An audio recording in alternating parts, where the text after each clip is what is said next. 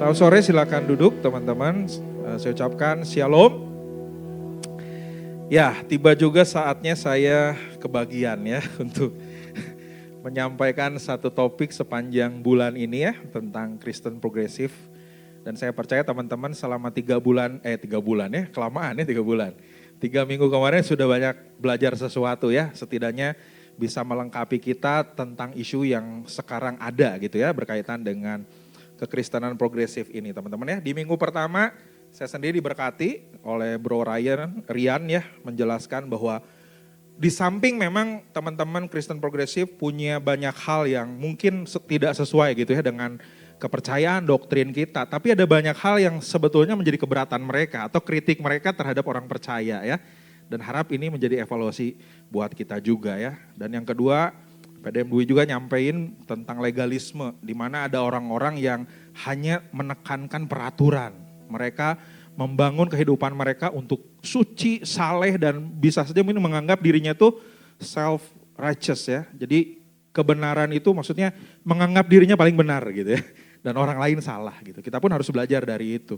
Dan kemarin Pastor Stephen juga menyampaikan bahwa Tuhan tidak memberikan kepada kita pencobaan atau penderitaan ya. Kadang-kala justru ya karena kita sendiri gitu makanya penderitaan itu ada. Tapi sekalipun mungkin menurut kita itu tidak baik, hal yang mungkin kita alami hari ini, tapi desain Tuhan selalu rancangan yang penuh dengan damai sejahtera. Amin. Dan sore hari ini saya diberikan topik atau tema yang cukup berat, menguras kepala juga, tapi kiranya boleh disampaikan dengan sederhana dan teman-teman bisa menikmati sharing pada sore hari ini ya. Judulnya adalah sebuah pertanyaan. Can we trust our Bible? Boleh saya tanya dulu, teman-teman masih percaya Alkitab? Dari muka-mukanya masih percaya? Berarti kalau masih percaya udah selesai dong, gak perlu dijelaskan lagi ya, semuanya udah percaya. Dan khotbah ini selesai. Oke teman-teman, sebelum saya mengupas topik ini, kita akan menyaksikan terlebih dahulu video yang satu ini ya, sebuah video singkat dari YouTube juga. Selamat menyaksikan ya. Kekristenan progresif. Jadi cara pikirnya sederhana. Pertama adalah kita selalu mempertanyakan semua yang dibilang kebenaran. Kita harus pertanyain. Dan bukan cuma itu, tapi yang bentuk utama kekristenan progresif adalah yang paling diangkat paling tinggi itu bukan Alkitab. Kalau yang tradisional itu kan Alkitab, apa aja yang tertulis di sini Alkitab disembah. Kekristenan progresif, dan ini termasuk nih mulai di yang gue percaya ya, gue tidak percaya, dan ini akan disebut sesat oleh banyak orang Kristen, gue tidak percaya bahwa Alkitab gak pernah salah. Kekristenan umum itu percaya yang namanya inerrancy of Bible, artinya Alkitab tuh gak mungkin salah. Kalau dia bilang bumi diciptakan 6 hari, ya 6 hari.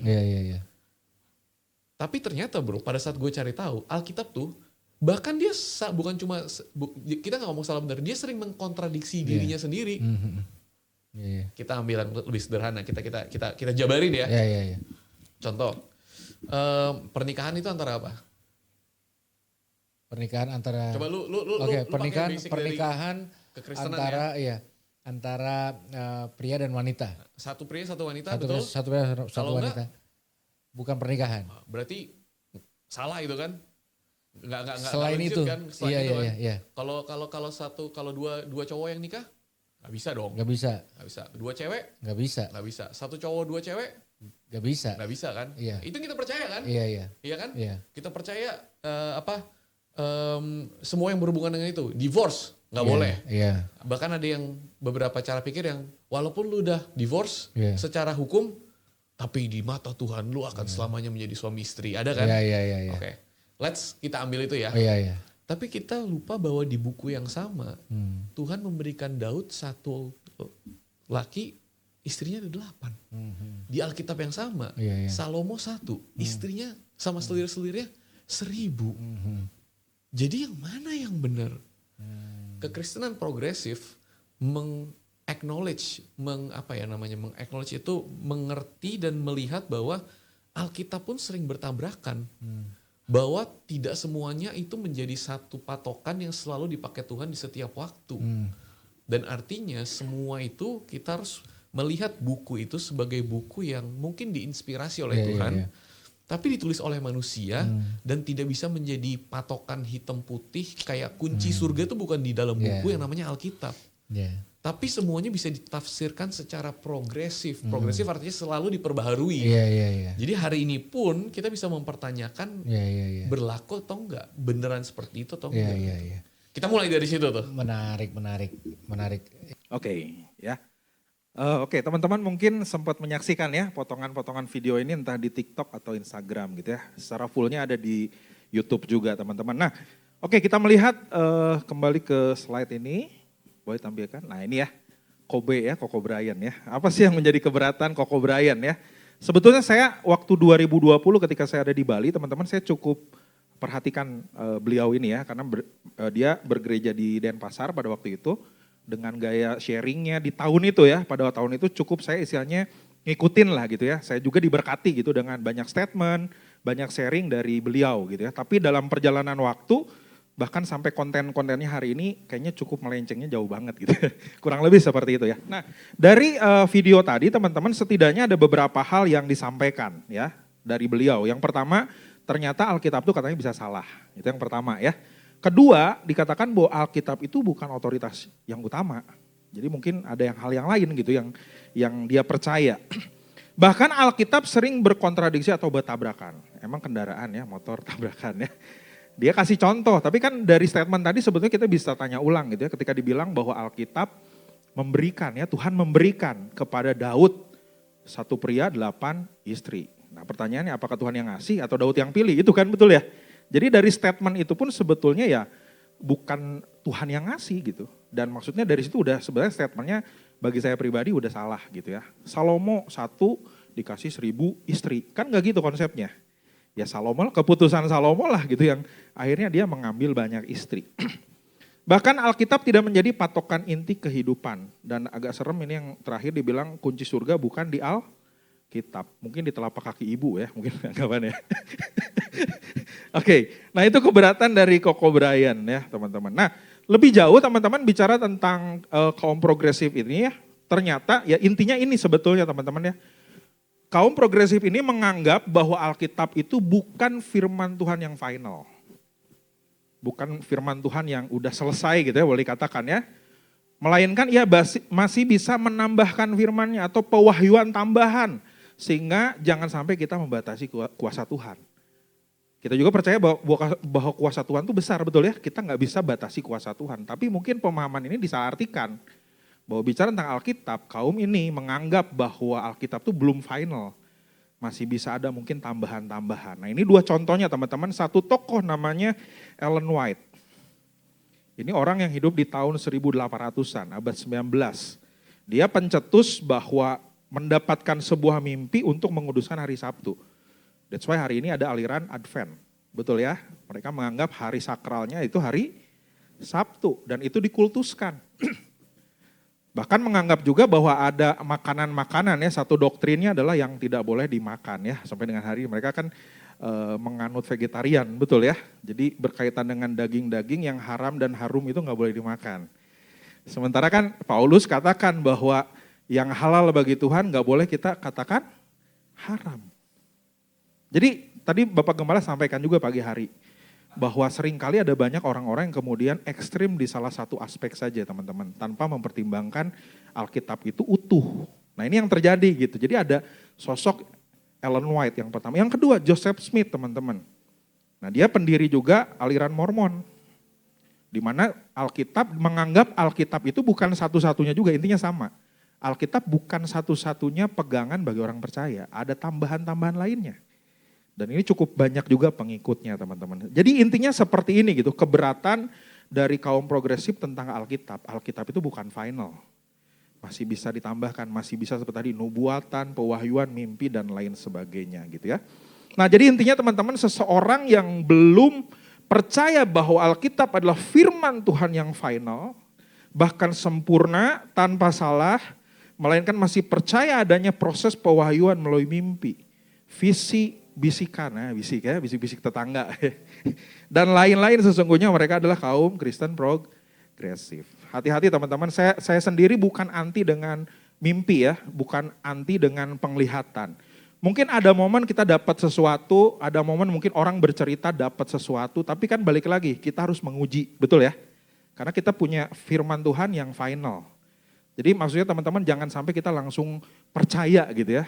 Ketika teman sebelah kita atau siapapun, termasuk pemimpin rohani, saya tadi malam dapat bisikan dari Tuhan. Asik ya, kamu harus begini, begini, jodoh kamu bukan di mana gitu ya, jodoh kamu saya. Apalagi bilang begitu ya.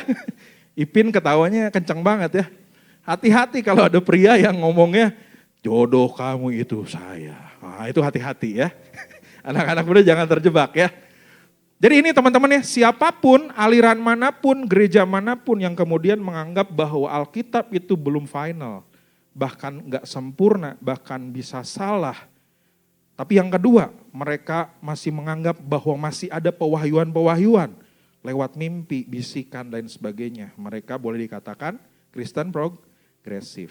Sehingga dua kategori besar kesesatan setidaknya ini aja teman-teman. Satu, orang-orang yang tidak percaya bahwa Alkitab itu adalah firman Allah yang final, mutlak, sempurna, dan tanpa salah. Yang kedua, orang-orang yang salah menafsirkan maksud firman Tuhan. Tetapi fokus kepada hanya satu ayat saja atau fokus kepada ajaran tertentu. Seperti tadi, lahirlah Ellen White, lahirnya Joseph Smith dan teman-teman yang lainnya. Termasuk yang Bro Rian sampaikan ya, tokoh-tokoh progresif lainnya. Jadi hati-hati teman-teman, makanya tadi saya diberkati Bapak Gembala bilang bahwa Isa Al-Masih itu menganut dua aliran ya. Kita tidak terlalu reform, enggak terlalu karismatik. Kita ada di tengah, artinya kita terbuka untuk bagaimana kita menggumuli, mempelajari Alkitab dengan sungguh-sungguh, kita memahami Alkitab dengan sungguh-sungguh, tapi bagaimana kita enggak cuman sekedar tahu firman, enggak cuman paham firman, tapi kita harus mengalami firman itu. Karena teman-teman di karismatik lebih cenderung pengalaman pribadinya. Nah ini kita terbuka dengan itu teman-teman ya. Nah sehingga di masa kini teman-teman ada 3 instrumen setidaknya yang Tuhan berikan kepada jemaat di masa perjanjian baru ini, termasuk kita. Yang pertama ada Roh Kudus sebagai power atau authority. Saya percaya kita semua ketika percaya kepada Tuhan ada Roh Kudus, amin, yang akan menuntun kita, mendampingi kita. Tapi kedua ada gereja sebagai community. That's why teman-teman kita bergereja bukan karena nggak ada waktu kita istilahnya santai di rumah gitu ya. Nggak gitu teman-teman, gereja Tuhan berikan sebagai instrumen di akhir zaman ini untuk kita berkomunitas. Dan yang ketiga teman-teman ada yang namanya Alkitab. Sebagai guidance teman-teman. Ini sebagai petunjuk. Tadi Ira udah bawain lagu sesuai tema ya. Firmanmu pelita bagiku, terang bagi jalanku. Itu guidance. Apa kabar teman-teman kalau hari ini kita nggak ada teknologi yang namanya Maps. Sejago-jagonya kita ngerti jalan Bandung tapi tiap hari kita pakai Maps, betul ya? Supaya kita tahu dengan akurat kapan kita nyampe, kapan beloknya di mana aja segala macam. Lebih daripada itu teman-teman, Alkitab adalah guidance. Bukan hanya yang akan menuntun kita ketika kita hidup di dunia ini, tapi Alkitab bahkan akan menggait kita sampai kepada kekekalan. Amin. Ini guidance kita dan ini udah mutlak, udah final teman-teman. Udah sempurna. Sekalipun nanti saya akan kupas. Ada banyak hal mungkin yang tidak tercantum, banyak hal yang terjadi tapi tidak dimuat, tapi inilah yang Tuhan berikan bagi umat Tuhan hari ini. Oke, kita masuk ke ini teman-teman. Bagaimana sih Alkitab terbentuk ya? Hari ini saya bawa Alkitab edisi studi teman-teman, karena ini selalu saya pakai ya untuk persiapan khotbah atau renungan, karena saya pikir ini cukup lumayan memberikan banyak informasi dan catatan-catatan ya. Nah, teman-teman singkat dulu ya, bahwa kitab-kitab ini ditulis dalam rentang waktu yang lama. 1500 tahun. Ini mungkin berapa generasi ini teman-teman. Banyak banget ya.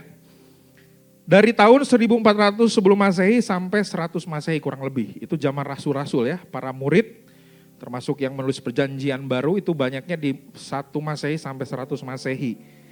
Kemudian menjadi Alkitab itu bentuknya masih kayak naskah-naskah teman-teman ya. Karena di waktu itu belum ada kertas. Jadi teman-teman kalau beli ke tukang fotokopi belum ada di sana ya. Kertas yang bentuk sekarang nggak ada. Adanya mungkin kulit binatang sama papirus. Itu sejenis tanaman yang memang dipakai media orang-orang pada waktu itu. Jadi berbentuk seperti itu, ditranslate, dan kemudian kita jadi sekarang bersyukur Alkitab ini teman-teman. Yang kita pegang, kita baca, itu prosesnya sangat panjang. Dari 1500 bahkan sampai jadi Alkitabnya itu 1800 tahun. Ditulis lebih dari 40 orang teman-teman. Dan ini beragam orang-orangnya.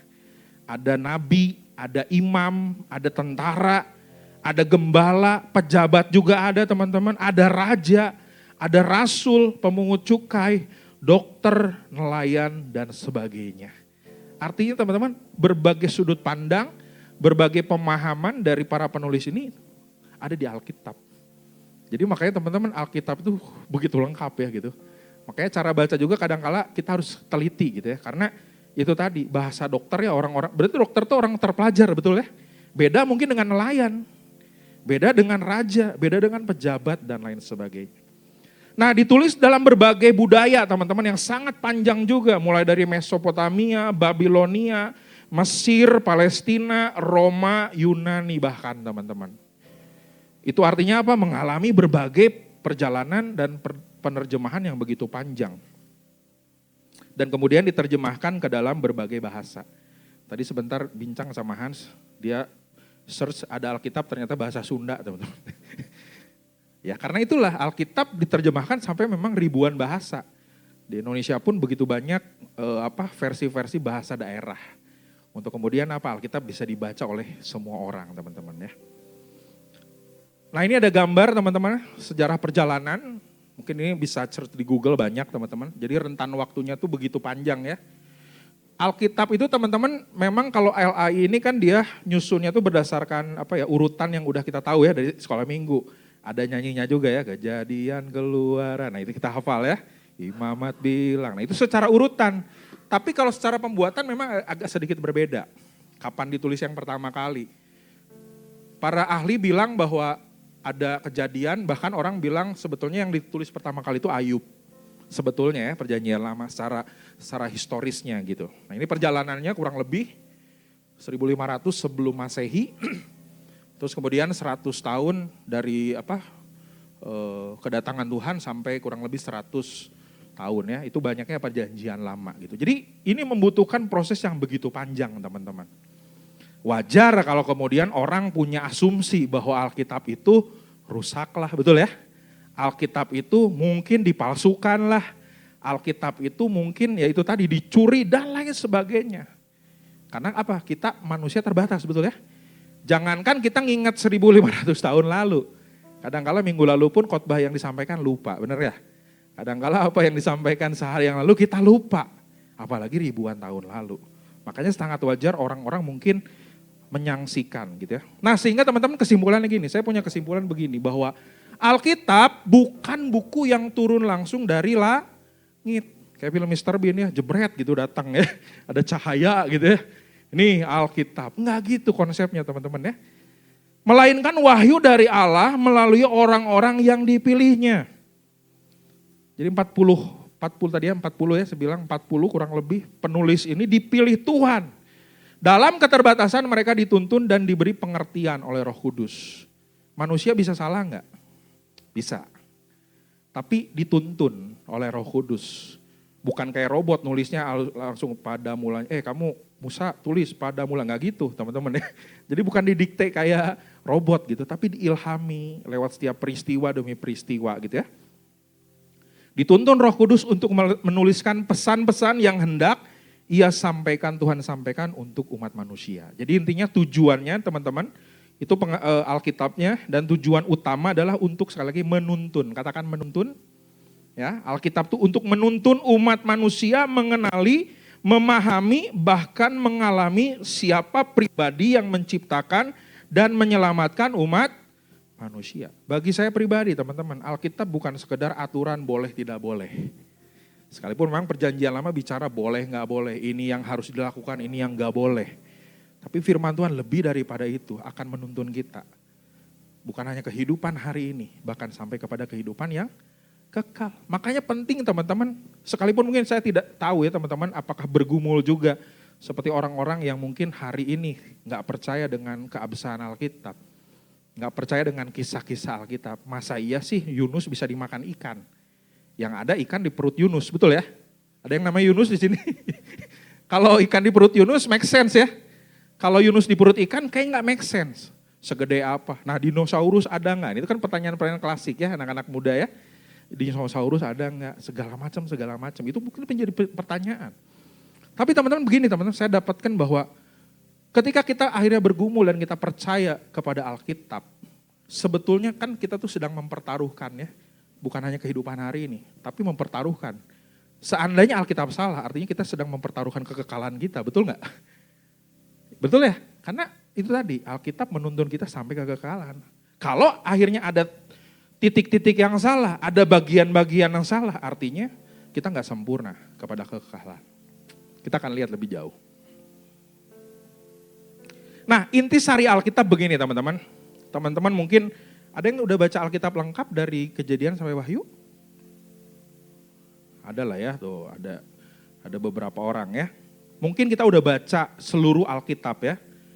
Kejadian sampai Wahyu. Bukan Kejadian 1 dan Wahyu terakhir, bukan gitu ya. Jadi sepasal di Kejadian, sepasal di Wahyu nggak gitu, lengkap. Nah tapi teman-teman, untuk kita memahami Alkitab, mari kita berangkat dari ini. Akhirnya kita akan berangkat dari sini teman-teman. Mari kita pahami secara intisari. Kejadian 1 dan 2 teman-teman itu kan bicara tentang penciptaan, betul ya? Penciptaan dunia, bahkan termasuk penciptaan manusia. Itu di awal. Kejadian 3 bicara kejatuhan manusia. Titik itulah kemudian semua mengalami yang namanya decrease, mengalami kemerosotan. Hari ini bukan hanya alam tapi manusia mengalami kemerosotan, betul ya? Dan kemudian ujungnya manusia secara fisik akan pasti mengalami namanya kematian. Nah, Kejadian 4 sampai Wahyu 20 itu bicara Tuhan memperbaiki teman-teman kerusakan akibat dosa. Jadi sepanjang Kejadian 4 sampai Wahyu 20 itu bicara tentang Tuhan memperbaiki. Komsel pada bulan-bulan ini ya di umum dan mungkin termasuk RAN juga kita sedang membahas hakim-hakim. Di mana itu kan proses orang-orang Israel yang jatuh bangun ya. Kayak lagunya jatuh bangun aku gitu ya. Berbuat dosa, bertobat, Tuhan kasih pemulihan, berdosa lagi, bertobat lagi, kehidupan dipulihkan, berdosa lagi. Siklusnya gitu terus teman-teman. Jadi kalau sepanjang itu, ya inilah proses yang terus Tuhan kerjakan bagi manusia gitu ya. Sampai puncaknya di 33 Masehi kurang lebih itu karya penyelamatan Tuhan bagi manusia teman-teman. Jadi Yesus datang ke dunia untuk menyelamatkan kita semua. Itu titik penggenapan yang utama bahwa sepanjang perjanjian lama Tuhan memberikan gambaran ya akan datang Mesias, akan datang juru selamat, akan datang penyelamat, itu digenapi teman-teman pada waktu itu. Sepanjang perjanjian baru itu diistilahkan sebagai penyucian umat manusia, sanctification. Jadi betul sekalipun kita udah percaya Tuhan, ada momen kita mungkin masih bisa jatuh ya. Masih bisa mungkin ya jatuh. Itulah Tuhan terus memperbaharui kita, menyucikan kita. Sampai kepada puncaknya teman-teman, Wahyu 21, 22 itu bicara tentang kedatangan Tuhan Yesus dan kehidupan yang kekal. Tadi saya bincang dengan Henry sebentar, seandainya teman-teman nggak ada kitab Wahyu ya. Seandainya Yohanes ketika di Pulau Patmos, dia kemudian kecewa dengan keadaannya karena dibuang.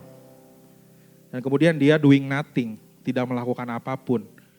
Tidak menuliskan apa yang menjadi visi Tuhan, penglihatan yang Tuhan berikan. Kita tuh sebetulnya hidup gak ada ujungnya teman-teman, gak tahu akan kemana. Betul gak?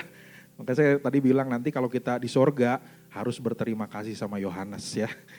Karena dia yang menunjukkan bagaimana akhir hidupan manusia dan kemana akhir hidup manusia teman-teman.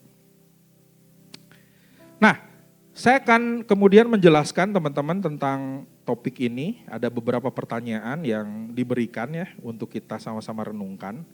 Yang pertama begini teman-teman, kita udah tahu tadi ya kurang lebih sejarah Alkitabnya, terus perjalanannya seperti apa, siapa yang menulis. Dan kemudian pertanyaan pertama begini teman-teman, apakah Alkitab itu benar-benar firman Allah? Itu pertama. Karena mungkin masih ada, nggak tahu saya juga sekali lagi, ada yang masih menganggap mungkin Alkitab itu ya tulisan manusia biasa gitu ya. Yang itu tadi mungkin bisa salah, mungkin bisa keliru, mungkin menerjemahkannya bisa tidak tepat dan lain sebagainya teman-teman.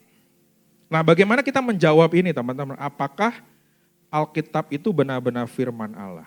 Satu ayat di dalam 2 Timotius 3 ayat 16 dikatakan demikian teman-teman. Segala tulisan yang diilhamkan Allah memang bermanfaat untuk mengajar, untuk menyatakan kesalahan, untuk memperbaiki kelakuan, dan untuk mendidik orang dalam kebenaran. Ya, ini mungkin ayat juga yang sering kali kita renungkan, kita baca, kita dengar. Berkaitan dengan tadi teman-teman, apakah Alkitab ini adalah benar-benar firman Allah? Alkitab sendiri menjawab bahwa firman Allah atau Alkitab itu adalah firman Allah. Karena dari kata diilhamkan Allah sendiri teman-teman, itu menggunakan kata Yunaninya, theopnestos ya, itu berarti satu theos artinya Allah dan pneo artinya bernafas. Alkitab itu artinya secara singkat hidup dan sabda Allah teman-teman. Bahkan tulisan tadi, segala tulisan yang dimasukkan adalah PL dan PB. Dan kemudian Alkitab itu ya betul, firman Allah. Diilhamkan gitu, saya bilang tadi ya diilhamkan itu berarti bukan kayak robot gitu ya. Terus nulisnya gini, enggak teman-teman. Tapi di-inspire by God, diberi inspirasi, diberikan ide-ide, diberikan hikmat, diberikan wisdom untuk menuliskan apa yang hendak Tuhan sampaikan kepada umatnya. Jadi dari ayat ini teman-teman kita bisa yakin bahwa Alkitab adalah benar-benar firman Allah. Gitu. Yang kedua, Yohanes 1 ayat 1 teman-teman. Di sini dikatakan pada mulanya adalah firman. Firman itu bersama-sama dengan Allah dan firman itu adalah Allah. Di dalam bahasa Inggris dikatakan in the beginning was the Word, and the Word was with God, and the Word was fully God, teman-teman. Firman Allah yang berupa naskah atau tulisan itu ya, atau di bahasa ininya tuh logos teman-teman ya, digenapi sempurna di dalam pribadi Yesus Kristus. Jadi sepanjang perjanjian lama, tulisan-tulisan yang diterima khususnya para nabi, para orang-orang yang hidup di masa itu teman-teman, itu berupa tulisan yang kemudian sebetulnya digenapi ketika Yohanes mencatat bahwa pada mulanya adalah firman, firman bersama dengan Allah dan firman itu adalah Allah. Itu sebagai pembukaan di Injil Yohanes. Sekalipun pada waktu itu kita tahu orang-orang Israel kan tidak menerima Tuhan sebagai Mesias Juru Selamat. Sampai dengan hari ini mereka tetap menantikan Mesias yang menurut versi dia. Padahal Yohanes sudah ngasih tahu bahwa Allah itu menjelma menjadi manusia. Firman itu menjadi manusia dan diam di antara kita. Nah itu artinya sebetulnya gini teman-teman, percaya Yesus artinya percaya firman. Percaya firman artinya percaya kepada Yesus Kristus. Karena firman menjadi manusia. Jadi kalau kita hari ini menganggap diri kita percaya kepada Tuhan, tidak ada alasan untuk kemudian kita tidak percaya kepada Alkitab. Singkatnya gitu teman-teman. Karena Yesus Kristus adalah perwujudan sempurna dari firman itu sendiri, dari tulisan itu sendiri. Yang hari ini teman-teman bukan kita menolak nubuatan, bukan kita menolak mimpi, bukan kita menolak visi dari orang-orang atau siapapun itu teman-teman. Tapi karena hari ini kita udah dapetin yang sempurna, Alkitab. Yang harus kita baca, yang harus kita renungkan teman-teman. Sesungguhnya dengan kita membaca Alkitab, kita akan mengenal pribadi Tuhan. Karena ada banyak orang yang masih mungkin itu tadi ya bertanya, gimana sih kita dengar suara Tuhan? Apakah Tuhan langsung, hei kamu gitu ya, suaranya gitu, ada ekonya gitu ya. Enggak teman-teman, Tuhan bicara lewat apa? Firman, saya bilang tadi, 3 instrumen yang Tuhan berikan hari ini. Roh Kudus, gereja, dan yang ketiga apa? Alkitab, firman Allah. Kita enggak dengar suara Tuhan karena kita tutup Alkitab kita, betul? Simpelnya gitu teman-teman. Oke. Norman Geisler bilang begini teman-teman. If Christ the Son of God said the Bible is the word of God, then the Bible must be the word of God. Or else Christ is not the Son of God. Jadi kalau Kristus teman-teman, anak Allah itu berkata bahwa Alkitab adalah firman Allah, Ya, ia adalah, Alkitab itu adalah firman Allah. Karena kalau tidak teman-teman berarti Kristus itu bukan anak Allah. Simpelnya begitu. Sama kayak tadi. Kita mempercayai Alkitab artinya kita mempertaruhkan kehidupan kekal kita, betul ya? Karena one day kalau akhirnya mungkin salah, dibuktikan dengan apapun itu ternyata salah, kita mempertaruhkan kehidupan kekal. Sama dengan perkataan Tuhan. Kalau Tuhan akhirnya berkata Alkitab itu adalah firman Allah, ya itu memang firman Allah. Karena kalau enggak, berarti Yesus itu bukan anak Allah. Simpelnya gitu, betul ya? Make sense teman-teman ya. Jadi saya pikir ini yang Alkitab sendiri mau sampaikan kepada kita.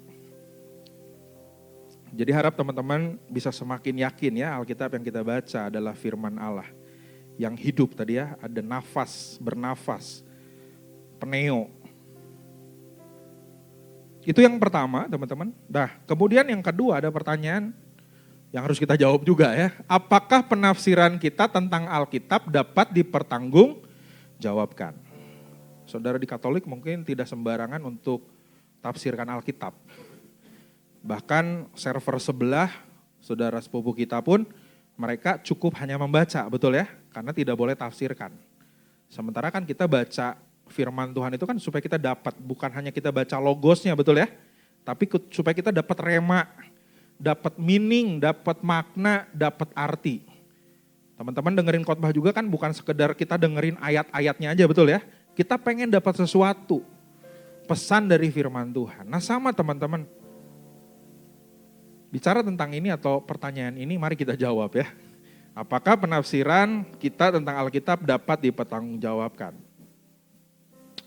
2 Petrus 1 ayat 20 sampai 21 bilang begini teman-teman. Yang terutama harus kamu ketahui ialah bahwa nubuat-nubuat dalam kitab suci tidak boleh ditafsirkan menurut kehendak sendiri ya. Sebab tidak pernah nubuat dihasilkan oleh kehendak manusia, tetapi oleh dorongan Roh Kudus. Orang-orang berbicara atas nama Allah. Nah dari sini teman-teman saya dapat 3 hal. Dari ayat ini yang pertama, kita tuh boleh menafsirkan Alkitab. Karena yang gak boleh apa? Ditafsirkan menurut kehendak sendiri. Seudel-udelnya gitu ya. Seudel-udelnya apa istilahnya ya? Semaunya sendiri gitu. Makanya itu orang tuh bisa salah tafsir, orang bisa hanya comot-comot ayat dan kemudian dijadikan doktrin. Padahal mungkin bukan itu maksudnya. Jadi yang pertama kita boleh menafsirkan Alkitab. Yang kedua teman-teman menafsirkan di bawah pimpinan Roh Kudus. Tadi apa? Tetapi oleh dorongan Roh Kudus orang-orang berbicara atas nama Allah. Makanya teman-teman ketika ya hamba-hamba Tuhan yang berdiri di tempat ini ketika menyampaikan firman Tuhan itu mereka bukan sekedar menghafalkan sumber-sumber Alkitab, referensi bukan itu teman, tapi dia minta sama Tuhan. Karena tanggung jawabnya besar teman-teman. Sekali kita lontarkan kalimat dan itu akhirnya mungkin melenceng sedikit aja menjadi masalah, betul ya? Buat yang mendengar termasuk buat yang berbicara. Artinya sekali lagi bukan tugas yang gampang. Hamba-hamba Tuhan menyampaikan firman Tuhan. Perlu apa? Roh Kudus. Perlu menyerahkan diri kepada Tuhan. Perlu berdoa, bergumul. Bukan seperti presentasi di kantor ya. Di kantor hafalin aja naskahnya, betul ya? Presentasi tentang A, tentang B, hajar aja. Tapi untuk berkhotbah, bernubuat, ini kan dalam rangka bernubuat ya. Maksudnya menyampaikan apa yang menjadi isi hati Tuhan. Yang kedua menafsirkan di bawah pimpinan Roh Kudus. Nah yang ketiga menafsirkan dengan hikmat dan pikiran teman-teman. Ini bahasa ilmunya hermeneutika. Beberapa teman-teman udah ikut kelas hermeneutika ya. Artinya mungkin udah siap untuk nanti bicara juga di sini ya. Oke, teman-teman dalam Lukas 2:24 ayat 27 ini perjalanan murid Tuhan dengan para murid ke Emmaus. Masih ingat teman-teman kisah itu ya? Saya akan baca satu ayat di dalam 27 Lukas 24 ayat 27 31. Lalu ia menjelaskan kepada mereka apa yang tertulis tentang dia dalam seluruh kitab suci. Mulai dari kitab-kitab Musa dan segala kitab Nabi. Nah dari ayat ini teman-teman ketika Tuhan Yesus bersama dengan 2 murid. Kan mereka gak kenal ya pada waktu itu ya. Yang di sebelahnya padahal Tuhan Yesus. Cuma gak kenal karena ada yang menutup mata mereka gitu. Alkitab mencatat seperti itu. Tapi di sini ketika ia, yaitu Tuhan, menjelaskan. Nah ini ya, kata menjelaskan ini teman-teman. Kata menjelaskan kepada mereka apa yang tertulis tentang dia dalam seluruh kitab suci. Jangankan kita teman-teman, Tuhan Yesus sendiri melakukan yang namanya hermeneutik. Yesus pun melakukan yang namanya hermeneutik pada waktu itu. Menjelaskan firman. Menjelaskan apa yang tercatat di dalam kitab suci. Mulai dari kitab Musa, bahkan segala kitab Nabi. Nah yang terjadi apa? Ayat 31. Ketika itu terbukalah apa teman-teman? Mata mereka. Dan mereka pun mengenal dia. Tetapi ia lenyap dari tengah-tengah mereka. Ada momen-momen iman kita tuh dikuatkan ketika kita berdoa mengalami Tuhan. Dan kita sepertinya Tuhan tuh menjamah diri kita pribadi lepas pribadi, betul ya? Entah di kamar, atau mungkin di perjalanan, bahkan di gereja. Tapi ada momen teman-teman iman kita dibangun ketika apa? Firman Tuhan itu dijelaskan. Dijelaskan sekali lagi bukan dengan tadi hikmat manusia. Bukan dengan apa? Ditafsirkan bukan dengan apa? Kehendak sendiri. Tapi ditafsirkan di bawah pimpinan Roh Kudus. Bahkan Tuhan berikan hikmat dan pikiran untuk kita menjelaskan dengan baik kepada semua orang apa yang menjadi maksud firman Tuhan. Jadi bagi saya teman-teman setidaknya 3 hal ini ya. Kemudian penafsiran kita atau apa yang kita sampaikan itu bisa bertanggung jawab ketika satu, kita berdoa kepada Tuhan, minta pimpinan Tuhan. Tidak asal comot-comot, tidak asal langsung diartikan gitu ya. Karena itu bisa menjadi sebuah trap, jebakan buat kita dan orang-orang bahkan gitu ya yang mendengarkannya. Dan yang ketiga, mari belajar menafsirkan dengan hikmat dan pikiran kita. Ada hikmat. Kalau seperti tadi Koko Brian ya. Ketika statementnya apa? Masa iya Tuhan berikan Daud 8 istri. Dari kalimatnya aja udah salah, betul ya? Tuhan memberikan. Pertanyaannya apakah Tuhan memberikan? Kan enggak, betul ya? Sepanjang kita baca Alkitab ada enggak statement itu teman-teman? Enggak ada. Tuhan memberikan kepada Salomo 1000. Akhirnya ini bertabrakan bahwa menikah itu harus satu pria dengan satu wanita. Kan udah maksudnya dia sendiri yang nabrakin diri. Nah mungkin bahasanya gitu ya. Dia sendiri nabrakin teman-teman ya. Jadi teman-teman selama 2 hal ini kita lakukan, kita tafsirkan di bawah pimpinan Roh Kudus, menafsirkan dengan hikmat dan pikiran. Saya percaya dengan kekuatan Tuhan, firman itu akan hidup. Dan kita akan memberkati orang-orang yang mendengarkannya.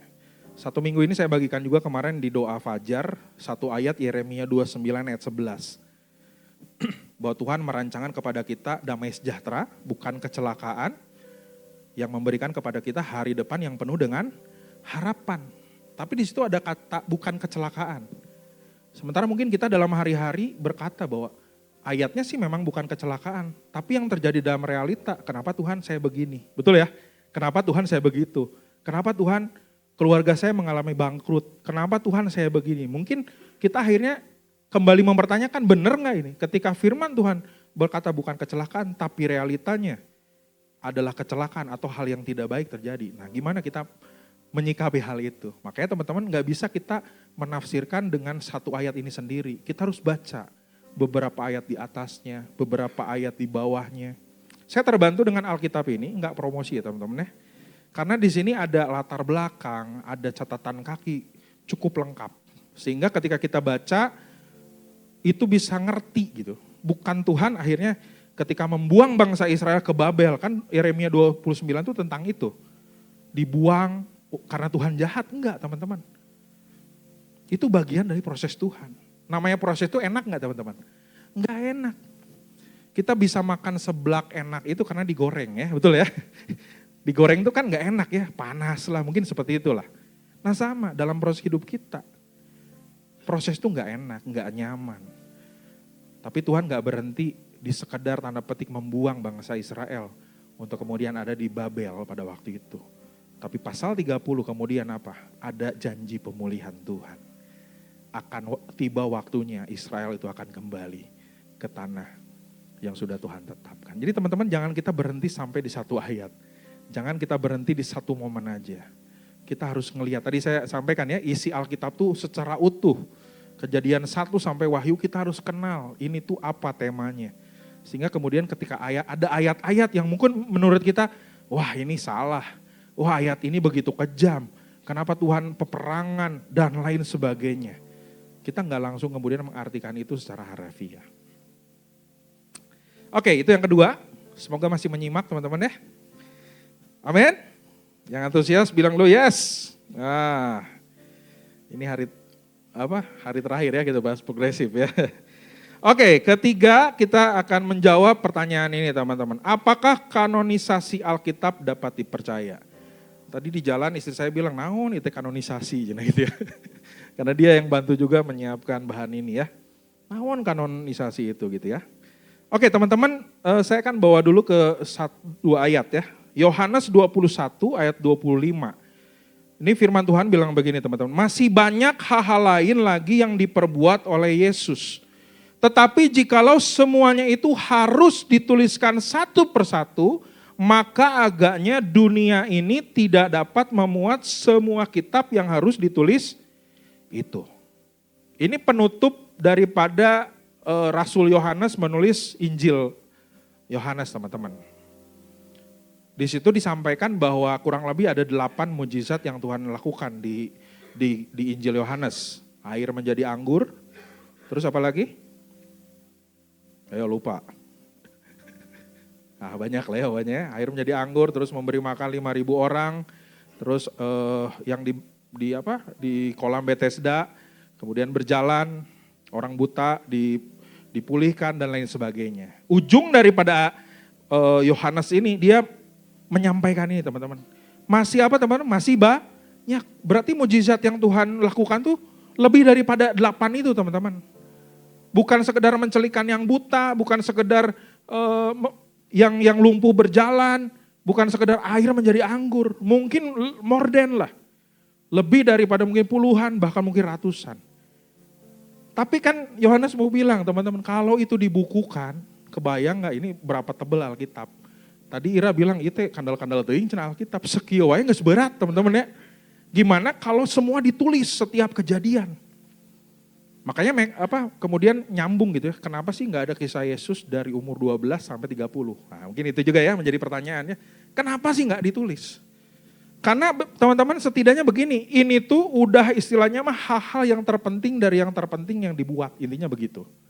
Kenapa kemudian Alkitab tuh jadinya seperti ini? Karena ini peristiwa yang terpenting dari yang semua terjadi yang ditulis oleh para penulis pada waktu itu. Karena kebayang kalau ditulis satu persatu, hari demi hari. Teman-teman ada yang rutin bikin diary enggak? Jurnal. Kan setahun udah pasti 365 halaman, betul ya? Kebayang kalau umur teman-teman 20-30 tahun kaliin aja udah berapa? Berapa tebel, betul ya? Sama. Dengan rentan waktu 1.500 tahun tadi, bahkan 1.800 tahun. Bayangkan teman-teman kalau itu ditulis hari per hari. Dibikin Alkitab, kayaknya segede apa gitu ya. Ini imajinasi aja teman-teman. Bahkan Lukas 1 ayat 3 dan 4 teman-teman dikatakan, ini dokter Lukas bilang, karena itu setelah aku menyelidiki segala peristiwa itu, dengan sesama dari asal mulanya, aku mengambil keputusan untuk membukukannya dengan teratur bagimu, supaya engkau dapat mengetahui bahwa segala sesuatu yang diajarkan kepadamu sungguh benar. Di ayat 1 Lukas menyampaikan juga teman-teman, Lukas 1 ayat 1, memang ada banyak orang yang mencoba untuk menyusun peristiwa pada waktu itu. Ketika Lukas menyampaikan kepada Theophilus pada waktu itu. Tapi sekali lagi, Lukas akhirnya dengan inisiasi Tuhan, dengan pimpinan Roh Kudus, dia memutuskan untuk membukukannya dengan teratur.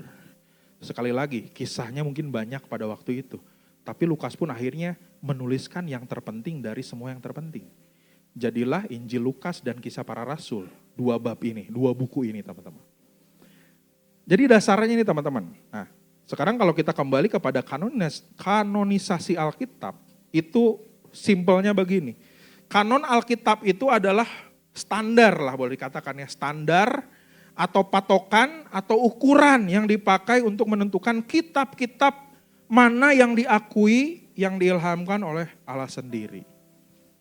Kanon itu kan buluh atau patok atau standar atau ukuran. Karena pada waktu itu teman-teman rentan waktu 1.500 tahun itu ada banyak orang yang mungkin menuliskan kisah-kisah yang sama. Termasuk mungkin teman-teman kalau saudara-saudara kita di Katolik ada tambahan-tambahannya, betul ya? Termasuk mungkin ada kitab Mormon juga, ada Injil Thomas dan lain sebagainya. Nah, kenapa itu nggak masuk di kanon kita Alkitab? Karena ini dengan berbagai pergumulan juga. Bapak-bapak gereja kemudian menyepakati hal ini, teman-teman. Jadi kanon itu diartikan sebagai daftar naskah kitab-kitab dalam Alkitab yang berjumlah 66 ya hari ini ya. 39 perjanjian lama, 27 perjanjian baru. Meskipun sebelumnya ada banyak orang yang mungkin menuliskan hal-hal yang mirip mungkin yang sama.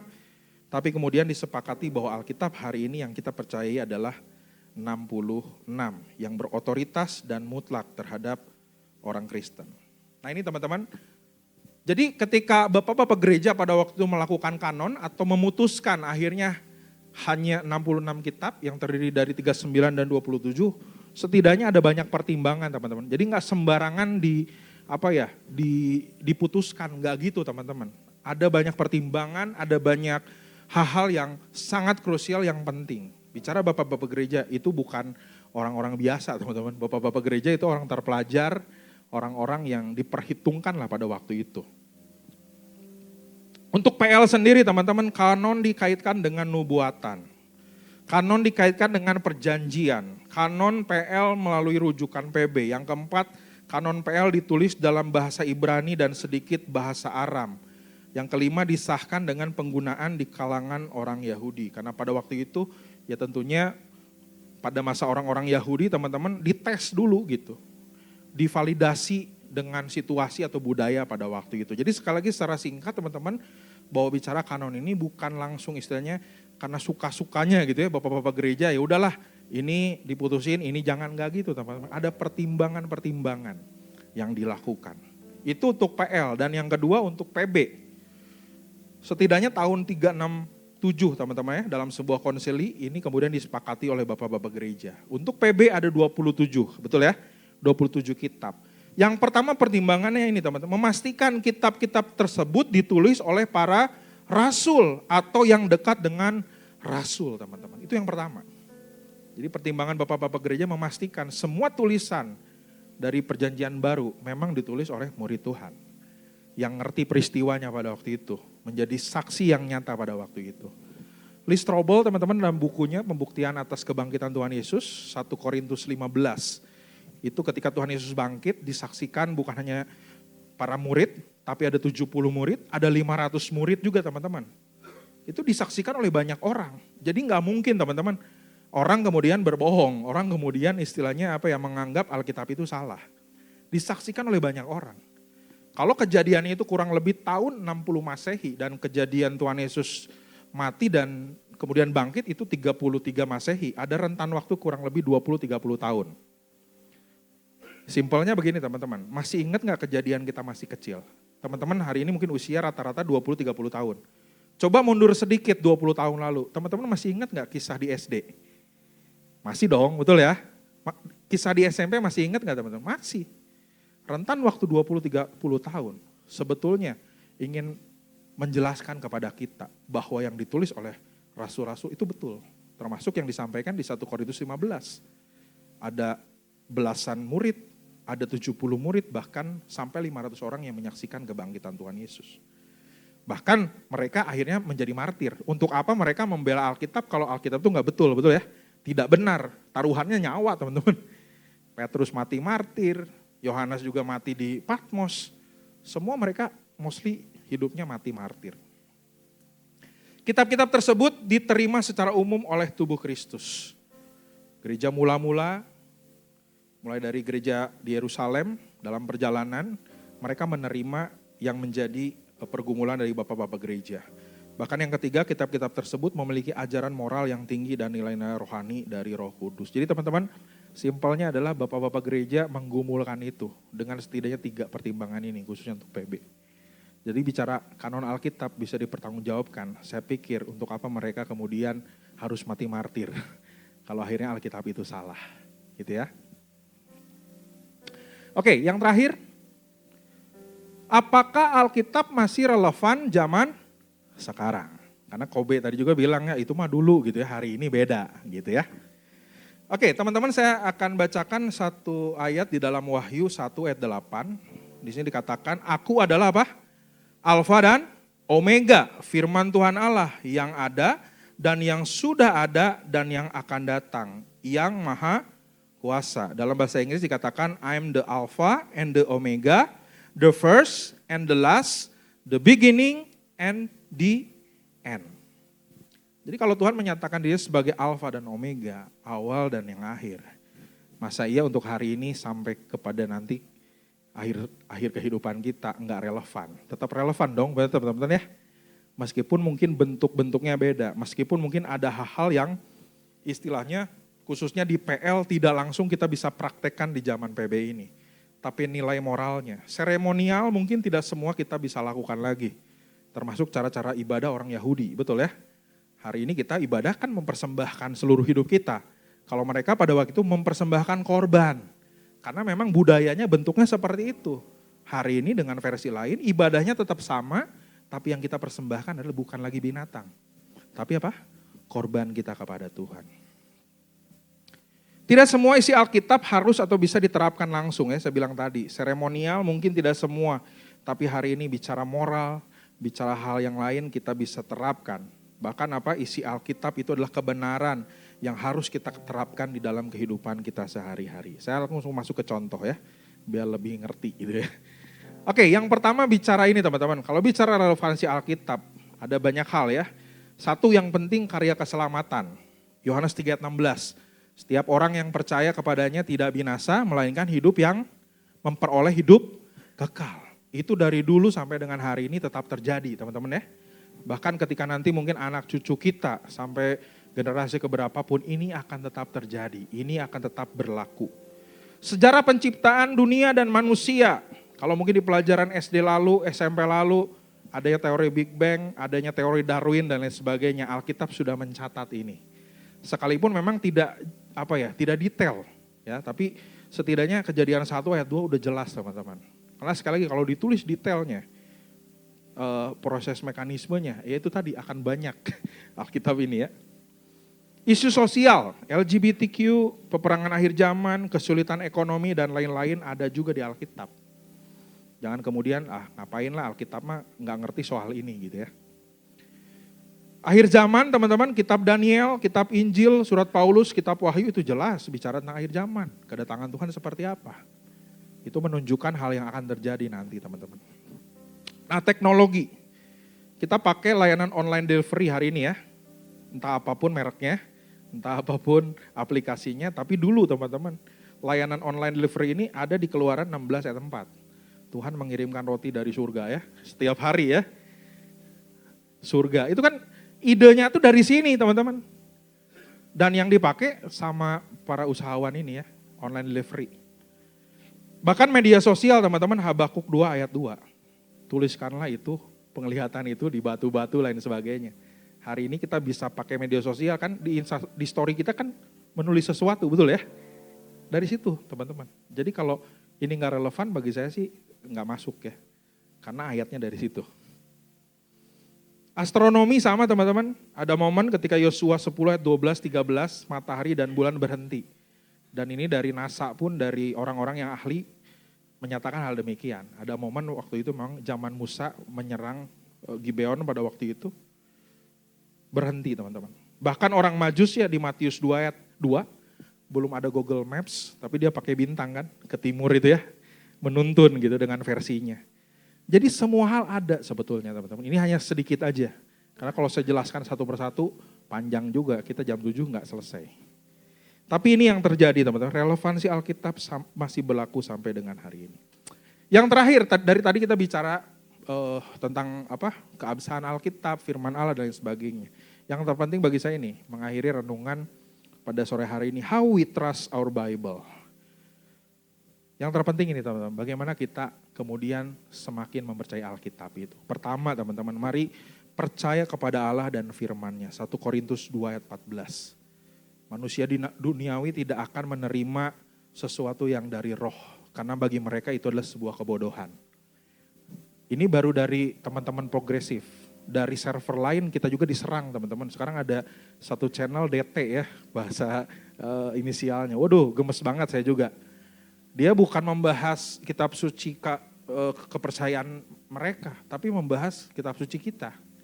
Dan kemudian menerjemahkan seudel-udelnya gitu ya. Jadi sekarepnya gitulah, seperti itu. Karena bagi mereka adalah sebuah apa? Kebodohan. Bagi mereka Tuhan menjadi manusia menjadi sebuah kebodohan. Bagi mereka, Yesus hanya manusia biasa. Paling banter nabi. Mana mungkin Yesus Tuhan dan penyelamat dalam kehidupan kita. Yang kedua, mengakui Injil sebagai kekuatan Allah, teman-teman. Roma 1 ayat 16-17. Injil adalah kekuatan Allah.